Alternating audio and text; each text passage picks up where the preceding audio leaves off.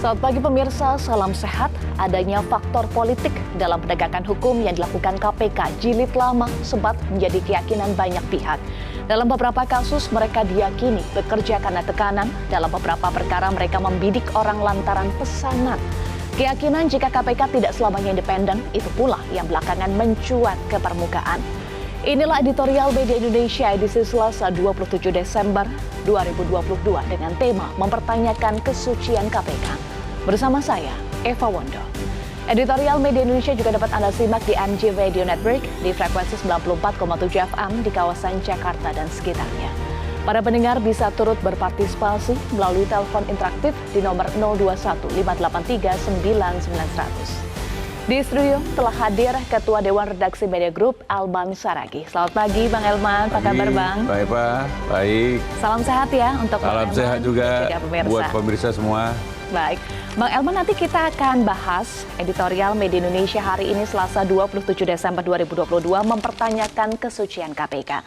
Tetapi sebelumnya kita akan bahas dulu Bang Elman dan juga pemirsa ada 3 headline Media Indonesia untuk hari ini. Yang pertama kita bahas pelabuhan waspada gelombang tinggi. Karena ini ada prediksi ya Bang Elman dari BMKG yang memprediksi tinggi gelombang laut mencapai 2,5 sampai 6 meter akibat cuaca ekstrim di sejumlah perairan di tanah air. Ya, mestinya peringatan dari BMKG ini harus menjadi perhatian semua pihak ya. Ya, perhatian semua pihak. Terutama otoritas pelabuhan, juga penumpang ya. Ya, harus meningkatkan kewaspadaan. Dan jangan selalu berpegang semua sudah diawasin. Jadi masing-masing kita juga harus mengawasi diri kita sendiri. Kan ini kan cuaca ekstrim kan, kita kan nggak tahu. Sekarang diperkirakan 2,5 sampai 6 meter. Betul. Tahu-tahu bisa entah sampai 10 meter kita tidak tahu kan. Nah ini tapi yang penting kewaspadaan dan otoritas pelabuhan harus betul-betul ekstra waspada gitu ya. Kewaspadaan bersama ya, Bang Elman, harus lakukan mitigasi, betul, dan juga dari masyarakat harus juga kalau gelombang tinggi ya udah tidak usah pergi. Jangan memaksakan diri. Jangan memaksakan diri karena keselamatan itu yang utama. Itu yang utama. Niatnya mau liburan tapi kalau tidak selamat ya percuma begitu ya. Untuk apa? Untuk apa? Betul. Keselamatan itu yang utama. Baik, itu adalah headline Media Indonesia yang pertama ya, Bang Elman dan juga pemirsa. Berikutnya kita bahas LRT Jabodebek akan layani 137.000 penumpang per hari. Nah, ini Presiden Joko Widodo sudah meninjau, Bang Elman, mencoba rangkaian LRT Jabodebek dari Stasiun Harjamukti Depok ke Stasiun Taman Mini. Dan Presiden optimis moda transportasi LRT itu siap beroperasi Juni 2023. Bang Elman juga optimis? Saya pikir tidak hanya Presiden. Semua kita optimis dan memang penuh harap ya. Penuh harap. Jadi penuh harap LRT ini betul-betul maksimal. Ya. Kalau diperkirakan bisa mengangkut 137.000 penumpang tiap hari, ini kan jumlah yang sangat signifikan untuk bisa berbagi.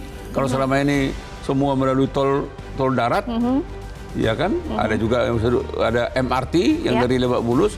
Nah ini ada LRT yang akan mengurangi beban itu sekitar 137.000 penumpang.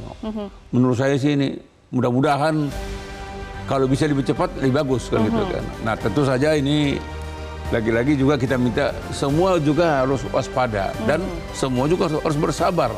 Tidak ada sekali jadi, tidak ada juga langsung sempurna sesempurna-sempurnanya. Nanti kalau dalam ketika ini sudah dicobakan ternyata ada kekurangan, ya kita juga harus bisa memahaminya. Jangan terus tiba-tiba itu pemerintah apa ini, nggak boleh juga begitu. Baik, progresnya sekarang sudah 87%. Ya, tentu targetnya juga bisa, kalau bisa lebih cepat, tetapi targetnya harusnya bisa tepat waktu begitu ya Bang, Juni 2023. Ya, kalau menurut saya sih ini bagian daripada pelayanan pemerintah kan. Yang tadinya LRT itu sebuah mimpi aja, nah ini kan sudah jadi kenyataan.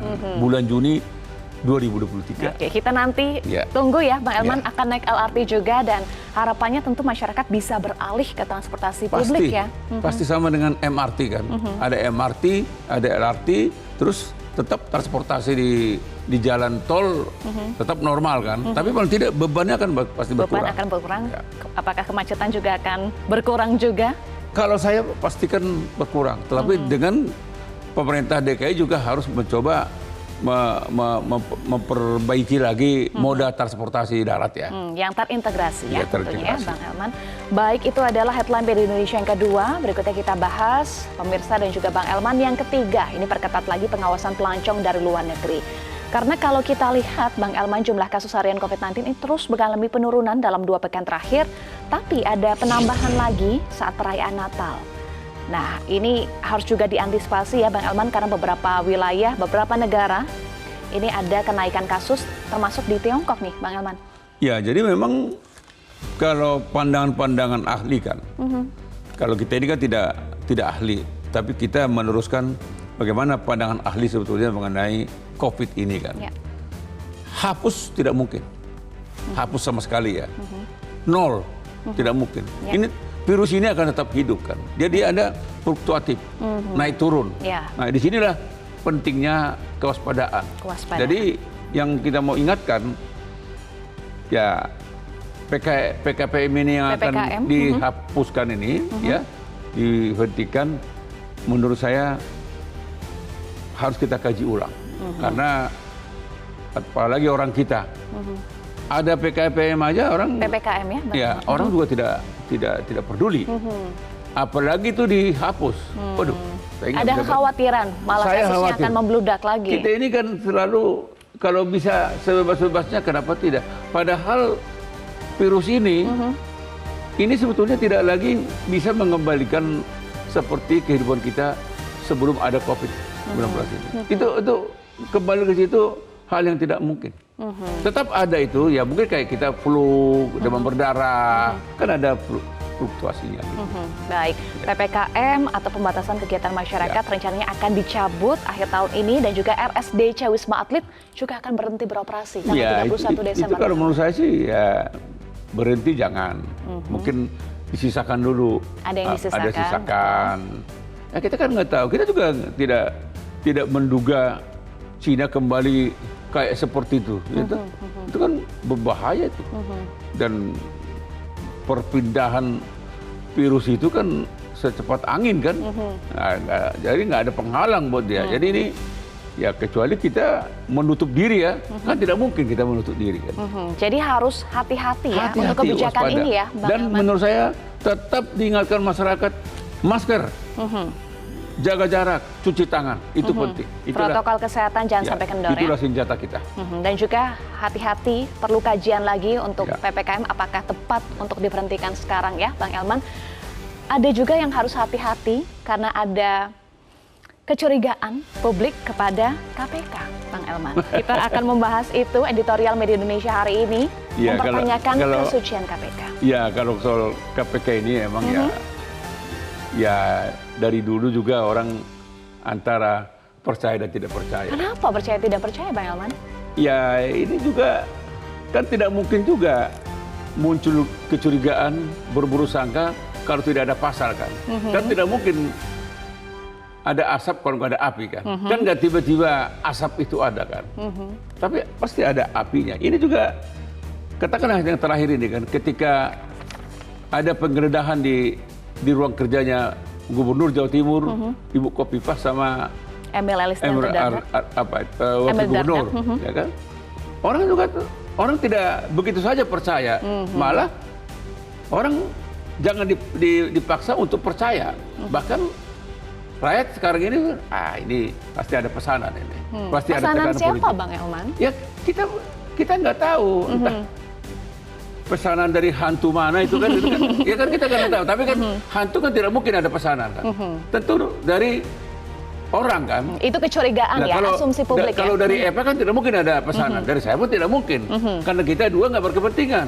Nah, siapa yang berkepentingan terhadap ini kan? Apalagi kalau kita lihat misalnya kayak Khofifah ini kan mulai disinggung-singgung, dia sedang dijagokan bakal jadi calon wakil presiden. Iya, beberapa lembaga survei menyebut nama Khofifah Indar Parawansa sebagai kandidat cawapres ya, Bang Arman, sekitar 6% suara atau elektabilitasnya. Jadi kalau Khofifah itu tidak menjadi sesuatu, ya mungkin jangan-jangan juga dia tidak disasar untuk digeledah kan gitu kan. Mungkin kan gitu kan. Makanya saya bilang disinilah sulitnya sekarang posisi KPK ini. Sebagai lembaga penegak hukum yang super body, dia tidak dipercaya. Setiap kegiatannya orang langsung bersiap wasangka, ini pasti ada pesanan ini. Belum tentu juga, belum tentu. Tapi jangan salahkan juga orang curiga, karena memang konon dulu waktu KPK jadi lama kan tidak, kita nggak tahu kebenarannya, tapi orang curiga, wah ini dijadikan tersangka, ini pesanan. Baik. Gitu. Baik, karena publik mempertanyakan ini operasi hukum atau operasi politik. Nanti kita akan bahas ya, Bang Elman, tetapi sebelumnya pemirsa kita simak, inilah editorial Media Indonesia mempertanyakan kesucian KPK.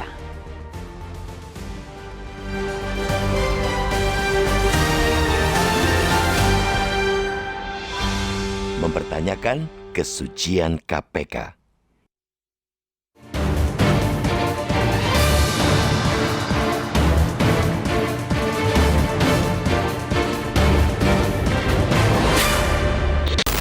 Benarkah Komisi Pemberantasan Korupsi atau KPK benar-benar suci dalam memberangus korupsi?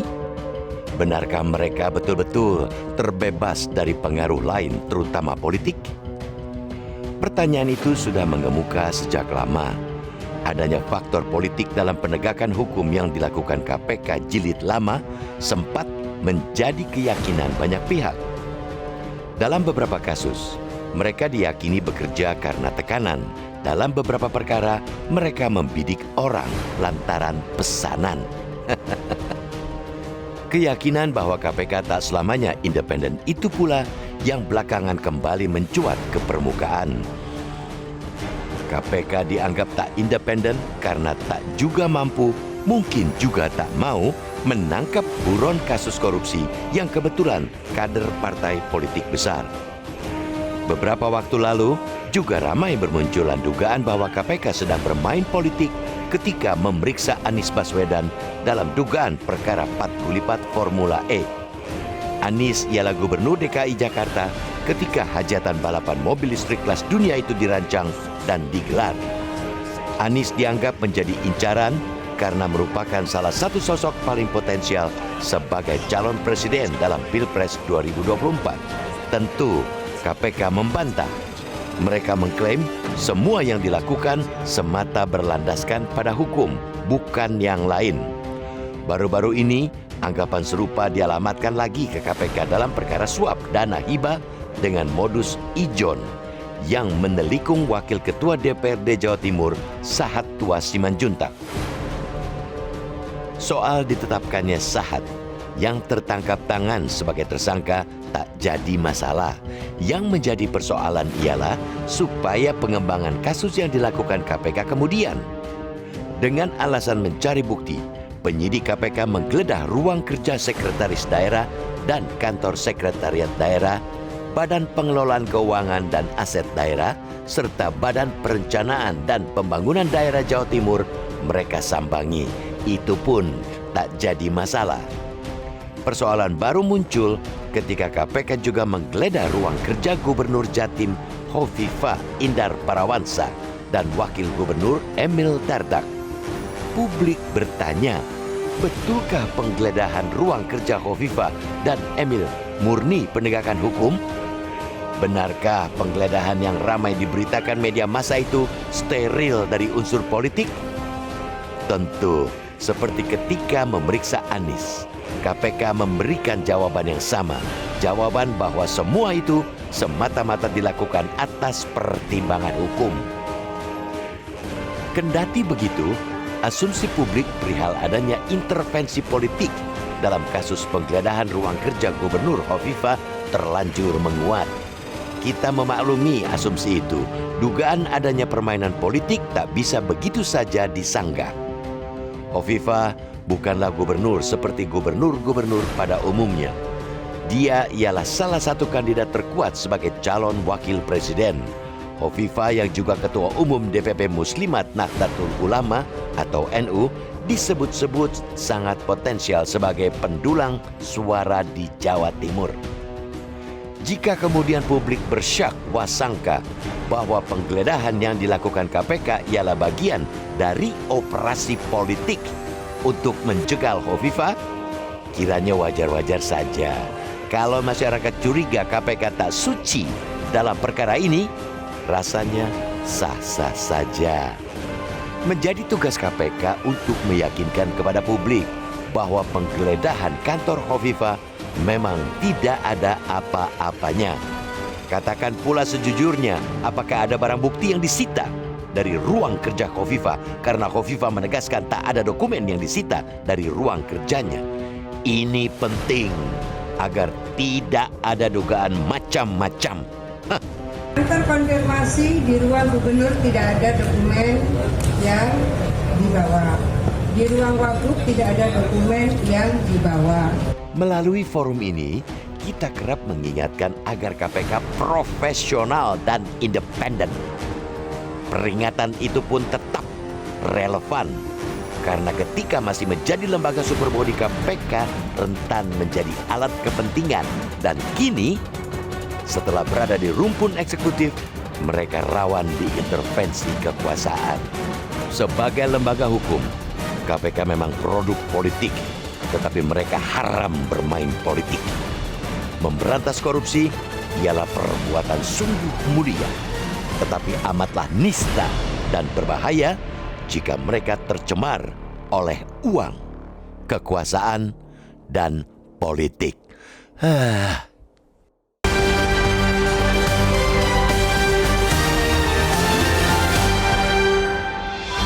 Pemirsa, kita jeda dulu. Editorial Media Indonesia akan kembali sesaat lagi untuk Anda.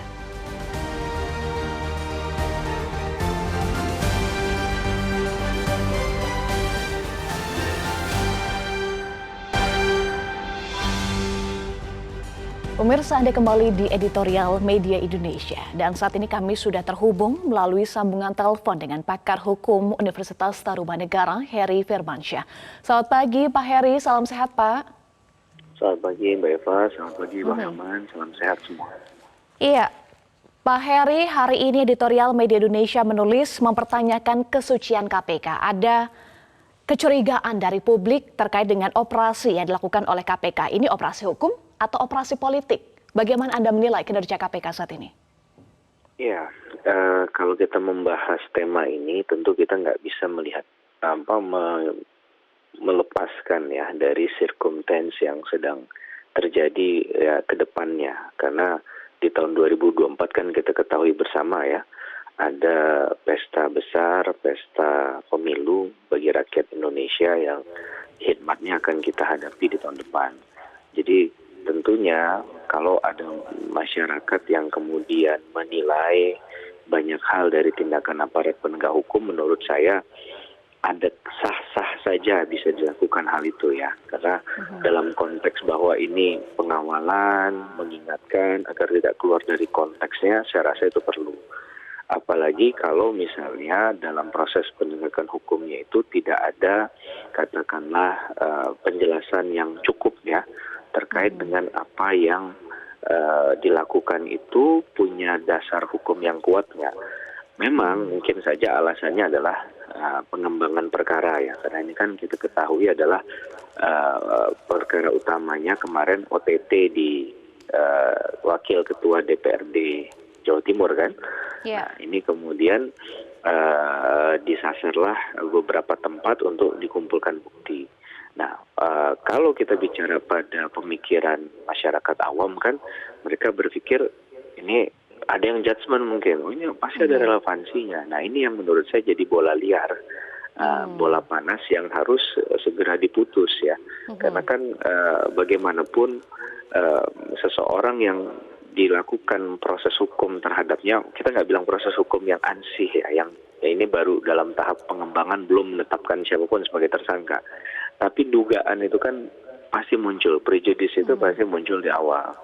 Maka menurut saya agar ini menjadi penegakan hukum yang bermartabat, kita juga meminta misalnya kepada KPK menjelaskan apa kaitannya dengan hal tersebut. Kalau dikatakan ada proses penyidikannya, kita hormati.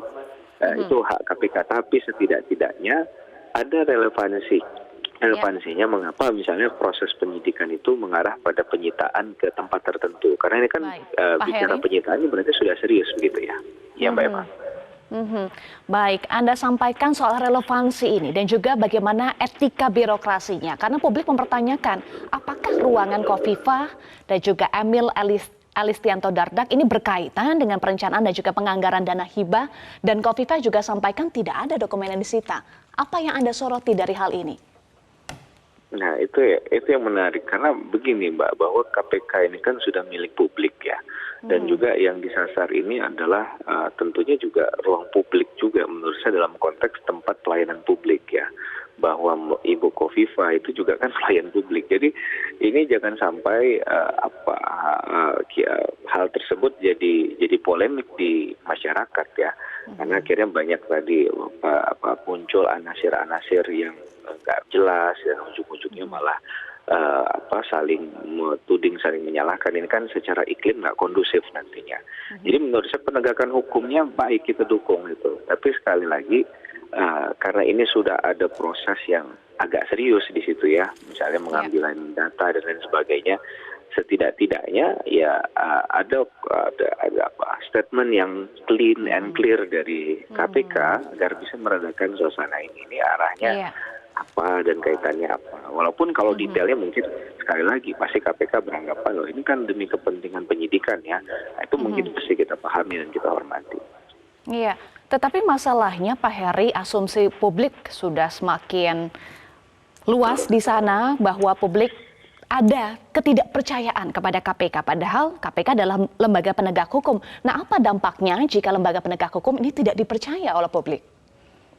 Ya, kita memang harus merawat kepercayaan itu ya Mbak ya. Dan memang penting bahwa lembaga yang bekerja di sektor pemberantasan korupsi, apalagi yang digadang-gadang sebagai katakanlah benteng besar dari pemberantasan korupsi selain dari kepolisian dan kejaksaan yang nggak boleh kita lupakan gitu ya, ada KPK. Jadi kalau kita melihat dari nawaitu atau semangat niat dari pembentukan KPK di tahun 2003 itu kan juga adalah ketika melihat macetnya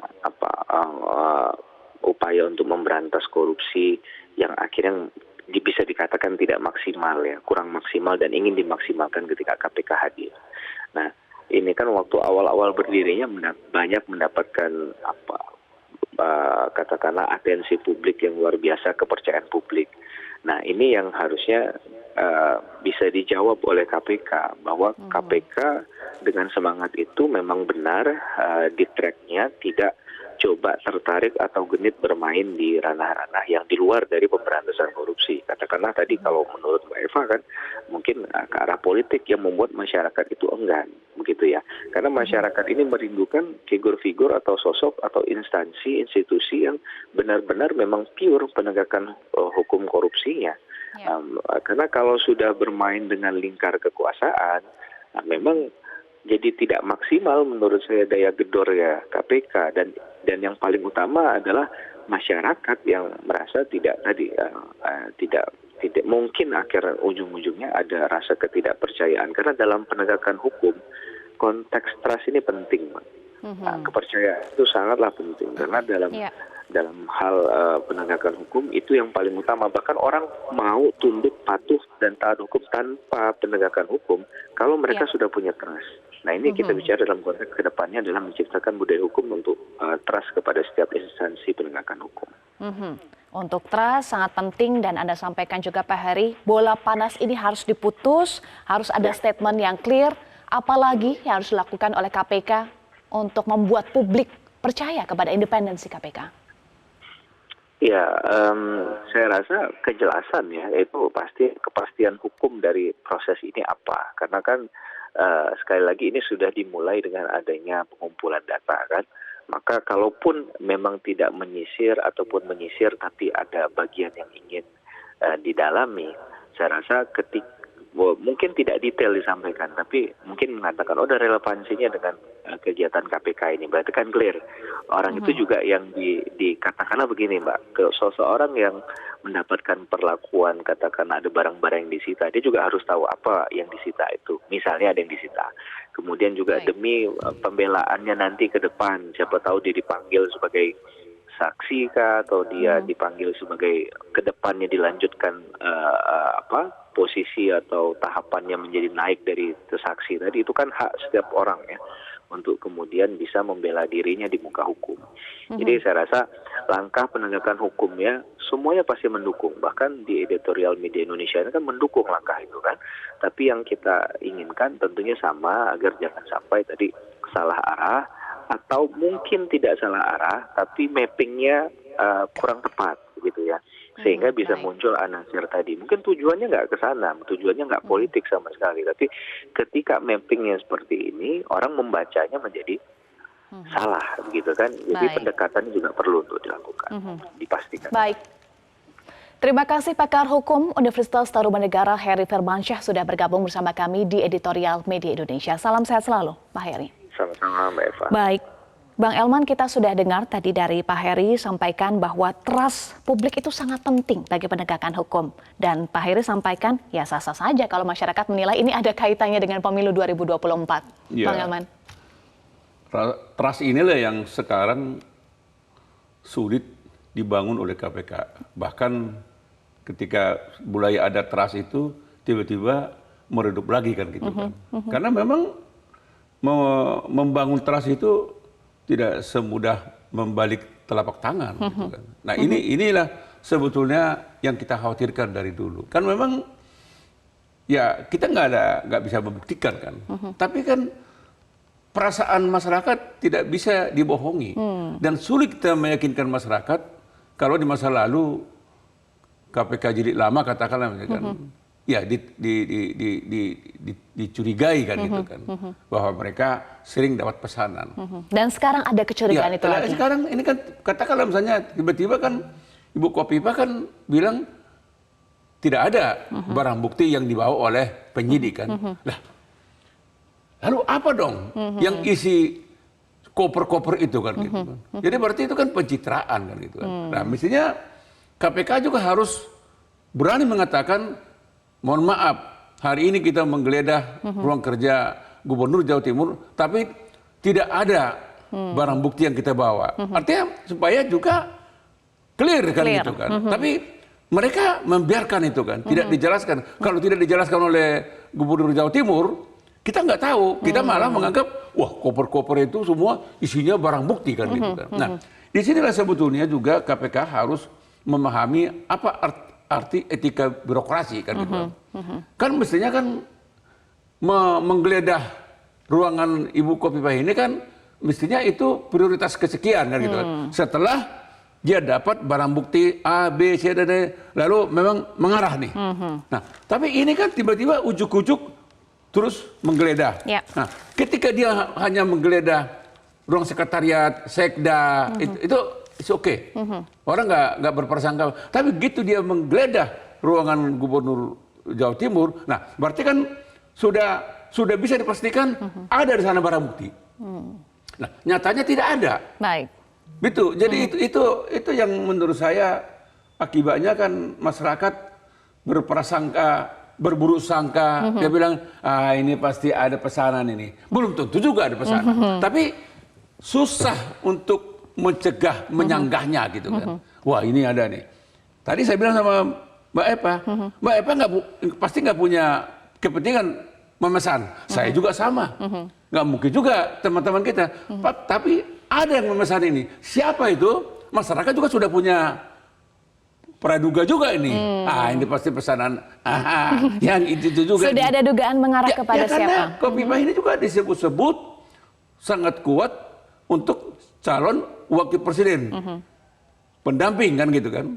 Nah, artinya kalau Bu Kofifa itu jadi calon wakil presidennya saya misalnya, pasti suara Jawa Timur itu bisa kita raih kan gitu kan. Berarti 2024 akan kita menangkan. Ini kan lagi-lagi saya katakan ini kan spekulasi. Nah, ini yang kita ingatkan KPK, jangan sampai KPK itu menjadi alat. Baik. Alat politik ya. Kalau alat pemberantasan korupsi memang harus. Tapi kalau alat politik pesanan orang, waduh. Artinya kita pikir ya udahlah, bubar aja lah KPK. Baik, Bang Elman. Anda sampaikan tadi harus ada statement yang clear, tapi sampai sekarang belum ada statement yang clear. Ini juga menjadi bola liar yang harus diputus ya. Nanti kita akan bahas lagi. Jangan-jangan memang disengaja dulu. Jangan-jangan disengaja. Nanti kita akan bahas lagi. Usai jeda, pemirsa tetaplah bersama kami.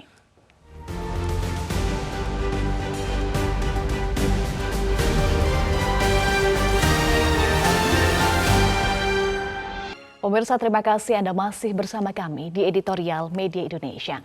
Bang Elman dan juga pemirsa saat ini sudah tersambung beberapa penelpon untuk membahas Editorial Media Indonesia hari ini mempertanyakan kesucian KPK. Langsung saja kita akan sapa yang pertama Pak Edward dari Curug Bengkulu. Selamat pagi Pak Edward.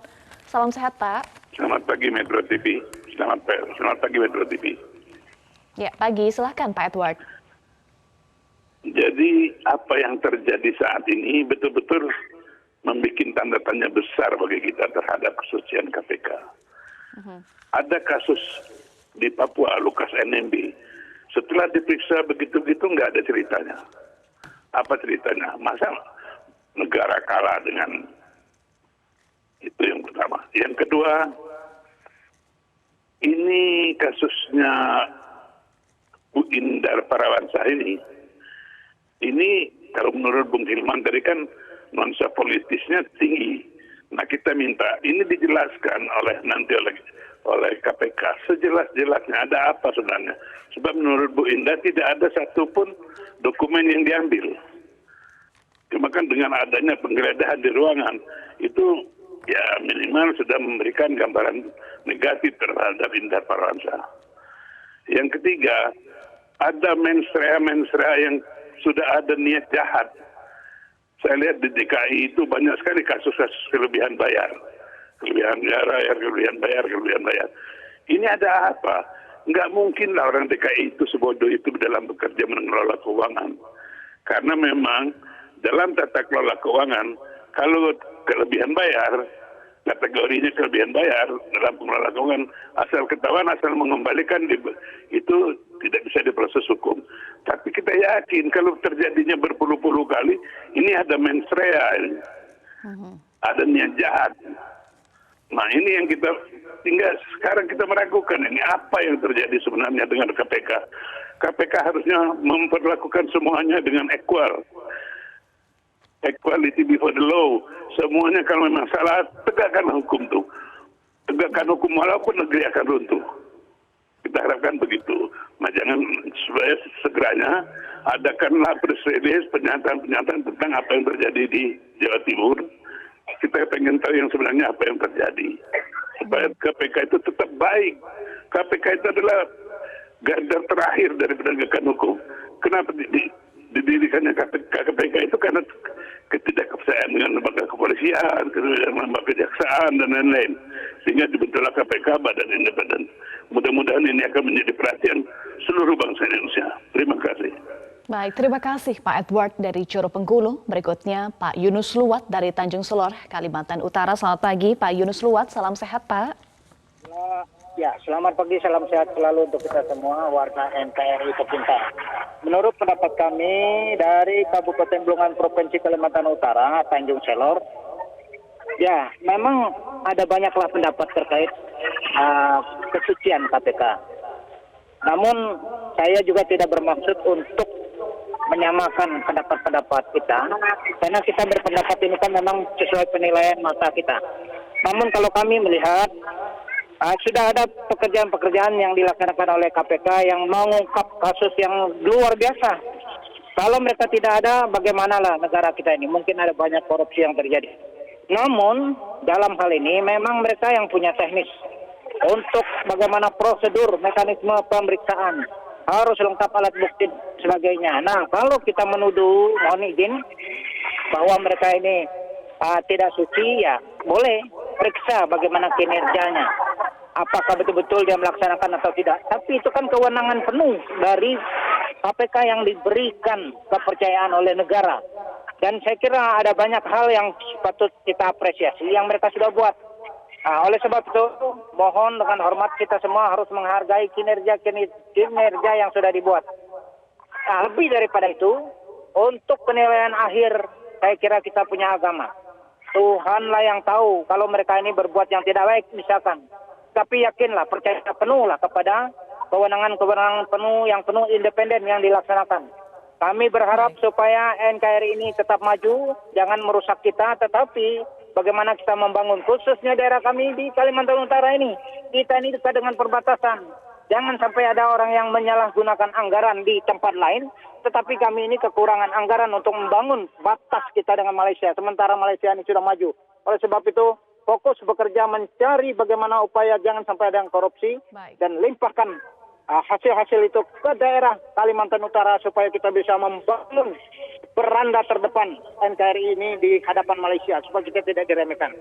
Saya terakhir saya ucapkan selamat hari bagi mereka yang merayakan dan sukses selalu untuk NKRI tercinta, Pancasila, ideologi kita, dan NKRI harga mati.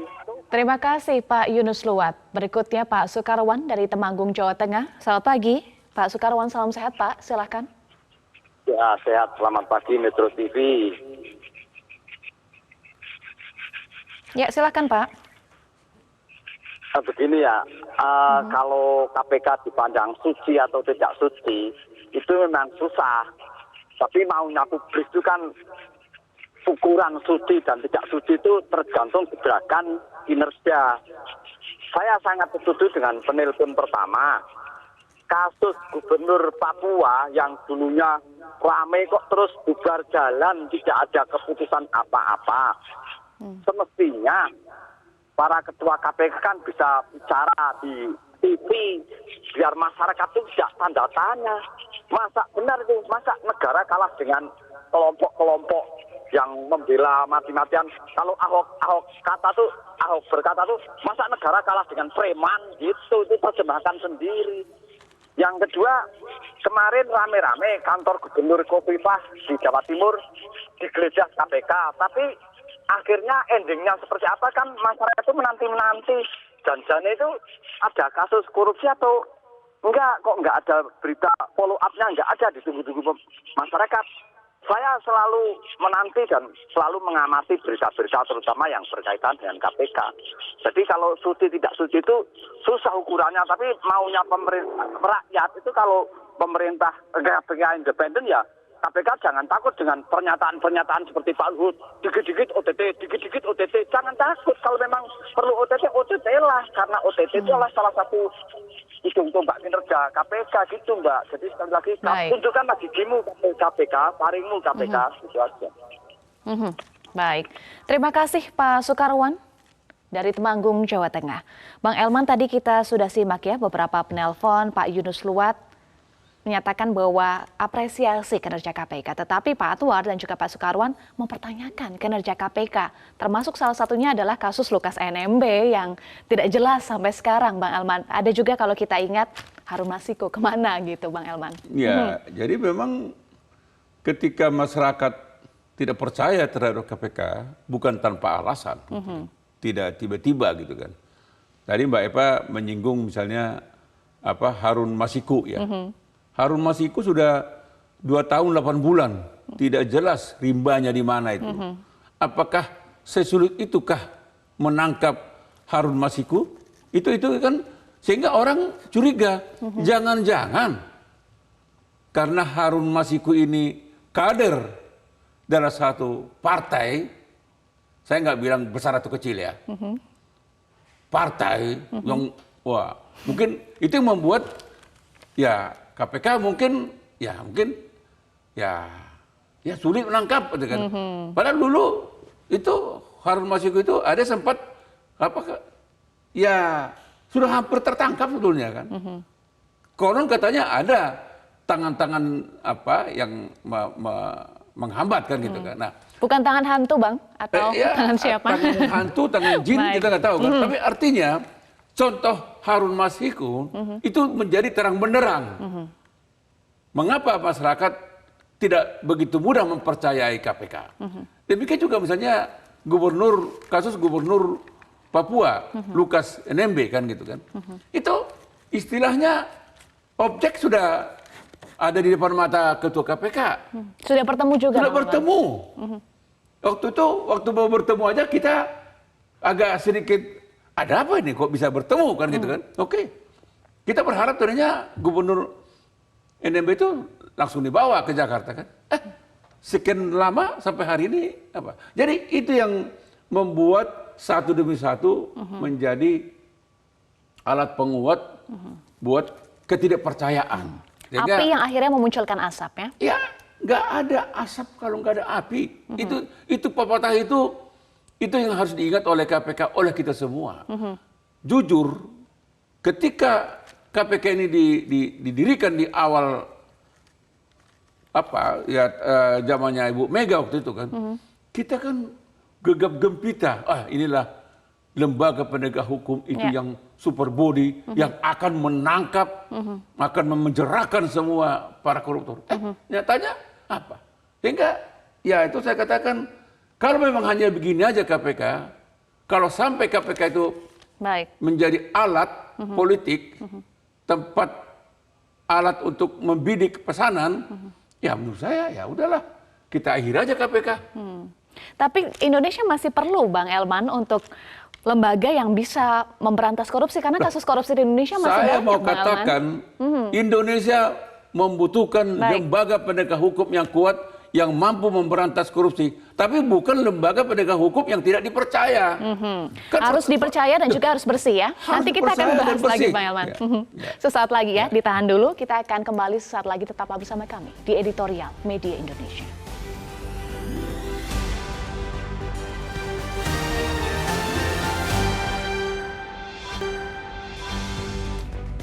Terima kasih Anda masih bersama kami, Bang Elman. Tadi Bang Elman sampaikan bahwa harus clear and clear. Nah, clear and clean ya untuk mengembalikan kepercayaan publik kepada KPK ini.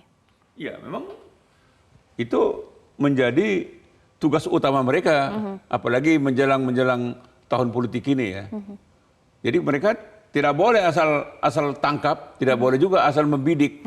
Sebab kalau mereka asal, ya orang akan curiga gitu kan. Tapi kalau memang betul-betul ada faktanya, ada barang buktinya, dan bisa dipertanggungjawabkan secara hukum, jangan ragu, jangan juga maju mundur. Sama seperti kita juga meminta mereka, kasih dong, cari, tangkap itu Harun Masiku, tangkap itu Gubernur Papua. Kalau memang clear bahwa itu adalah betul-betul penegakan hukum dan berdasarkan hukum. Kalau benar, tangkap. Kenapa takut gitu kan? Tapi ini kan kita lihat maju mundur. Tiba-tiba Kopipa. Tiba-tiba dia meriksa baru-baru ini Anies Baswedan kan gitu kan? Mana gitu kan? Jadi sehingga janganlah mengada-ada yang tidak ada gitu kan. Jadi orang Medan bilang katanya kan, tiba-tiba tidak ada angin, tidak ada kulambu bergoyang-goyang katanya gitu. Ini kan perumpamaan.